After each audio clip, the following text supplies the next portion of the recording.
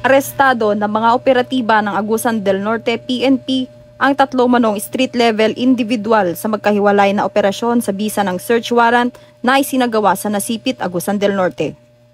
Kinilala ng Kabadbaran PNP ang 3 naaresto na sina alias Kit, 46 anyos, residente ng Barangay Ata-Atahon, Nasipit, alias Arnel, 38 anyos, residente ng Purok 8, Marapot, Kabadbaran City, at si alias Wilson, 29 anyos, residente ng Purok 2B, Barangay 7, Kabadbaran City, na pawang mga residente ng Agusan del Norte.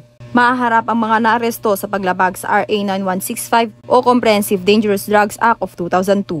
Ang anti-illegal drug operation ay isinagawa sa pakikipag-ugnayan sa PIDEA Regional Office 13 at sinaksihan ng isang kinatawan ng DOJ, Barangay Kagawad at isang kinatawan mula sa media.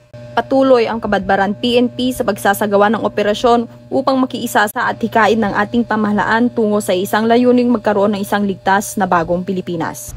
Mula dito sa Police Regional Office 13, ako ang inyong PNN Correspondent, Patrolwoman Lizelle Mola, alagad ng batas, taga-taguyod na Balitang Pulis.